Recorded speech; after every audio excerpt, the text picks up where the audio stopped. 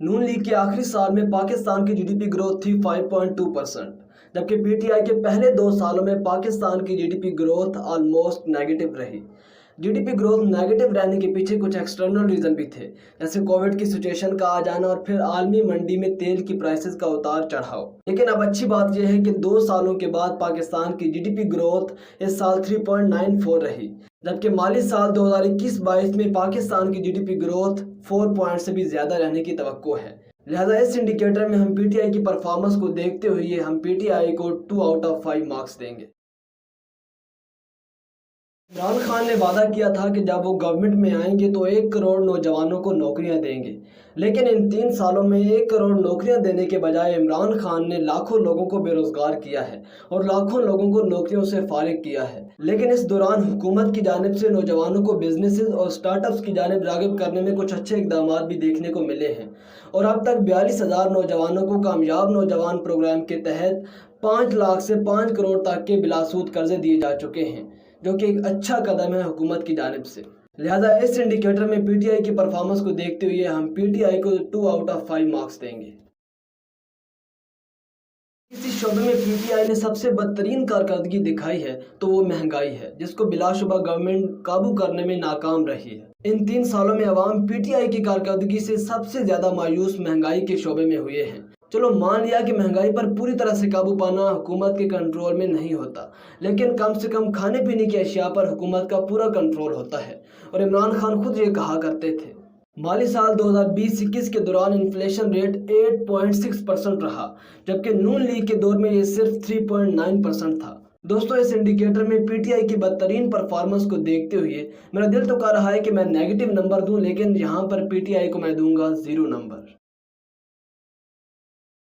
World business index की ease of doing business ranking में पाकिस्तान की इन 3 सालों में 39 दर्जे बेहतरी हुई है और इसकी वजह यह है कि पीटीआई गवर्नमेंट ने इन 3 सालों में इंटरनेशनल बिजनेसेस और कंपनीज को पाकिस्तान लाने के लिए काफ़ी रिफॉर्म्स किए हैं। इसके साथ साथ 2020 में पाकिस्तान का बिजनेस कॉन्फिडेंस इंडेक्स स्कोर -50 था, जबकि 2021 में ये स्कोर 59 दर्जे बेहतरी से 9% हो गया है, जिसकी वजह से इंटरनेशनल बिजनेसेस और इन्वेस्टर्स पाकिस्तान आ रहे हैं। लिहाजा इस शोबे में पीटीआई की कारकर्दगी को देखते हुए हम पीटीआई को 3 आउट ऑफ 5 मार्क्स देंगे।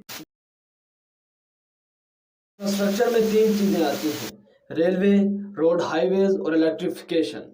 रेलवे की बात करें तो पीटीआई की परफॉर्मेंस इंतहाई नाकिस रही है। वज़ीर-ए-आज़म इमरान खान खुद कहा करते थे कि वो रेलवे में तब्दीलियां और रिफॉर्म्स लाएंगे, पाकिस्तान में गोरों का जो रेलवे सिस्टम चल रहा है उसको तब्दील करेंगे, लेकिन इन 3 सालों में कोई स्टेप नहीं उठाया गया। जबकि दूसरी तरफ रेल एक्सीडेंट्स में भी कोई कमी देखने को नहीं मिली। जबकि दूसरी तरफ ML1 प्रोजेक्ट, जो कि पाकिस्तान की पूरी रेलवे को ऊपर उठाएगा और सी पैक का सबसे बड़ा प्रोजेक्ट है, अभी तक इन 3 सालों में उस पर कोई काम शुरू नहीं किया गया। जबकि दूसरी तरफ पाकिस्तान, ईरान और तुर्की के दरमियान ट्रेन का आगाज होना था, जो कि तजारती सामान की गाज से थी, लेकिन अभी तक पाकिस्तान ने उस पर भी कोई काम शुरू नहीं किया, जबकि तुर्की और ईरान ऑलरेडी तैयार है। पाकिस्तान की 5 करोड़ आबादी, जो कि दूर दराज इलाकों जैसे जनूबी पंजाब और बलूचिस्तान वगैरह में रहती है, वो इस वक्त बिजली से महरूम है। पीटीआई की जानिब से उन 5 करोड़ लोगों तक बिजली पहुंचाने के लिए अभी तक कोई खास कदम नहीं उठाया गया। कुछ खास इनिशिएटिव जरूर उठाए गए हैं, जैसे जनूबी पंजाब के दूर दराज इलाकों तक सोलर पावर को शिफ्ट किया जा रहा है, जहां पर बिजली पहुंचाना थोड़ा मुश्किल है। दोस्तों, अगर तो कोई ऐसा शोबा है जिसमें पीटीआई ने एक्स्ट्रा ऑर्डिनरी परफॉर्म किया है तो वो है NHA, और NHA के वजीर हैं मुराद सईद। NHA ने इन 3 सालों के दौरान पूरे मुल्क में 1753 किलोमीटर मोटरवेज और सड़कें बनाई हैं, जबकि नून लीग में यही फिगर सिर्फ 650 किलोमीटर तक महदूद था। इंटरेस्टिंग चीज़ यह है दोस्तों, इससे पहले तमाम हुकूमतें कर्जे लेकर मोटरवेज बनाती थीं, जिसका अल्टीमेटली बोझ अवाम पर पड़ता था। लेकिन मुराद सईद और NHA ने इस मरतबा तमाम की तमाम सड़कें प्राइवेट पब्लिक पार्टनरशिप पर बनाई हैं, जो कि मकामी सरमायाकारी से बनी हैं। इलेक्शन से पहले और आज भी वज़ीर-ए-आज़म इमरान खान कौम को करप्शन पर बड़े बड़े भाषण देते हैं। वो मुल्क की तबाही का जिम्मेदार साबिक हुक्मरानों की करप्शन को करार देते हैं। लेकिन आपको ये जानकर हैरानी होगी कि करप्शन के मामले में पीटीआई की अपनी परफॉर्मेंस पिछली हुकूमतों से ज़्यादा बदतर रही है। ये मैं नहीं कह रहा, बल्कि हर साल करप्शन पर रिपोर्ट छापने वाली ट्रांसपेरेंसी इंटरनेशनल के सर्वे के मुताबिक 2018 में पाकिस्तान की रैंकिंग 117 थी, जबकि 2021 में 7 दर्जे तनाज़ली से पाकिस्तान 124 नंबर पर आ चुका है। اور رینکنگ سے دور ہٹ کر اگر آپ ریالٹی دیکھو تو سب کچھ یہی دیکھنے کو ملے گا۔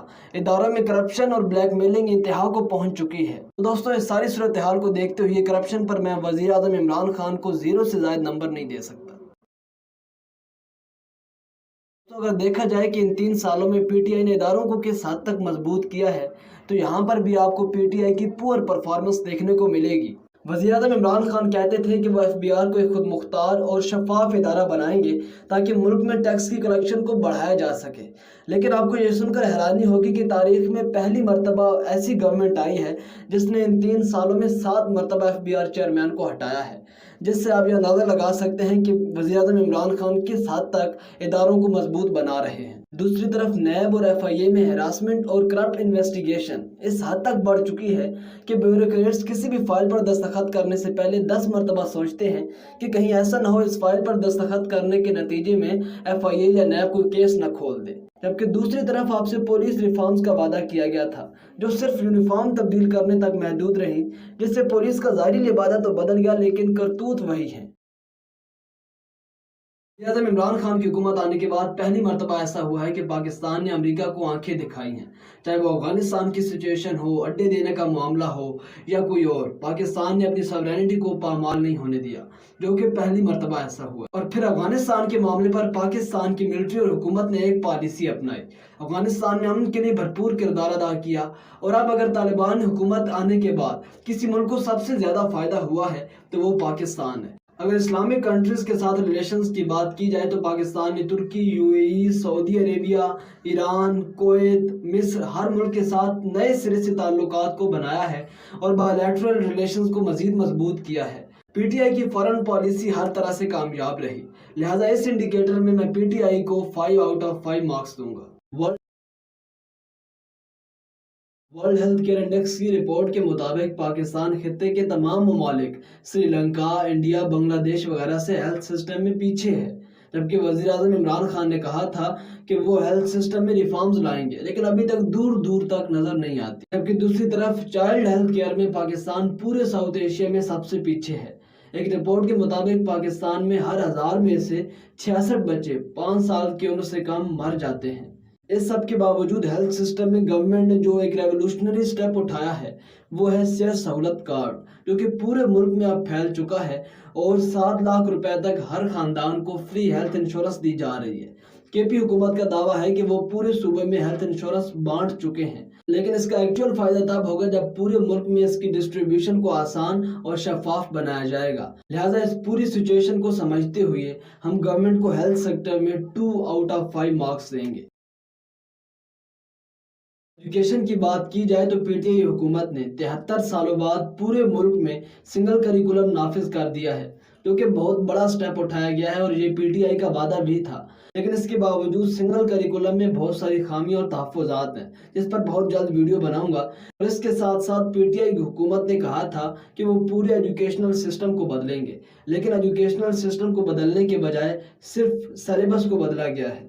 نائجیریا کے بعد پاکستان دوسرا ملک ہے جہاں پر 2.5 کروڑ بچے سکولوں سے باہر ہیں، اور پی ٹی آئی حکومت نے یہ وعدہ کیا تھا کہ وہ ان بچوں کو سکولز میں لانے کے لیے ایمرجنسی نافذ کریں گے، لیکن ابھی تک 3 سال گزرنے کے باوجود گورنمنٹ نے اس پر میٹنگ تک نہیں بلائی۔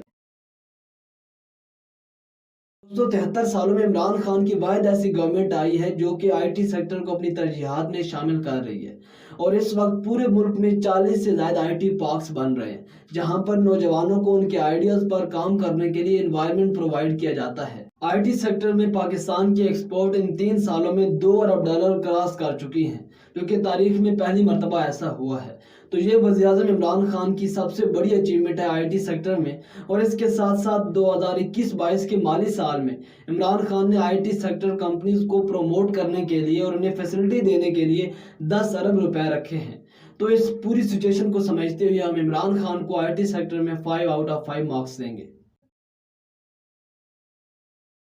EPI ایک ایسا انڈیکس ہے جو کہ پولوشن کے معاملے میں 24 الگ الگ انڈیکیٹرز کو دیکھتا ہے، چاہے وہ بایو ڈائیورسٹی ہو، ایکو سسٹم ہو، واٹر پولوشن ہو، ایئر پولوشن ہو یا فارسٹری ہو۔ تو اس انڈیکس میں پاکستان کی رینکنگ بہت تیزی سے اوپر گئی ہے۔ 2018 میں پاکستان کی رینکنگ تھی 169 آؤٹ آف 180، جبکہ 2021 میں 3 سالوں بعد پاکستان کی رینکنگ 142 آؤٹ آف 180 ہے، جس سے یہ ظاہر ہوتا ہے کہ PTI نے انوائرمنٹ کو اپنی ترجیحات میں شامل کیا ہے۔ تو اس انڈیکیٹر میں ہم PTI کو دیں گے 5 آؤٹ آف 5 مارکس۔ ٹورزم کی بات کریں تو PTI نے اس شعبے پر کافی کام کیا ہے۔ پورے ملک میں ٹورزم کو پروموٹ کیا جا رہا ہے۔ اس سال پاکستان کی لوکل ٹورزم میں کافی اضافہ دیکھنے کو ملا، اور اس کے ساتھ ساتھ کووڈ کے باوجود غیر ملکی سیاحوں میں کافی اضافہ دیکھنے کو ملا ہے۔ پاکستان میں ٹورزم انڈسٹری بوم حاصل کر رہی ہے، لیکن اس کے ساتھ ساتھ جہاں ٹورزم بڑھ رہی ہے وہاں پر میس ٹورزم اور میس ہوٹلنگ اور میس کنسٹرکشن کی وجہ سے پاکستان کی خوبصورت علاقوں کا حسن بھی خراب ہوتا جا رہا ہے۔ دنوں کینیڈین ٹورسٹ روزی گیبریل نے اپنے ٹویٹ میں کہا کہ ہنزا میں لوکل ٹورسٹ جگہ جگہ گاربیج اور گند چھوڑ رہے ہیں، جس کی وجہ سے ہنزا کی خوبصورتی دن بدن خراب ہوتی جا رہی ہے۔ یہاں پر یہ حکومت کی سب سے بڑی ناکامی ہے کہ وہ ٹورزم کو تو پروموٹ کر رہے ہیں، لیکن اس کے ساتھ ساتھ جہاں رولز اور ریگولیشنز پر کام کرنا چاہیے وہاں گورنمنٹ ناکام نظر آتی ہے۔ تو یہ ساری سچویشن کو سمجھتے ہوئے ہم ٹورزم میں PTI کو 3 آؤٹ آف 5 مارکس دیں گے۔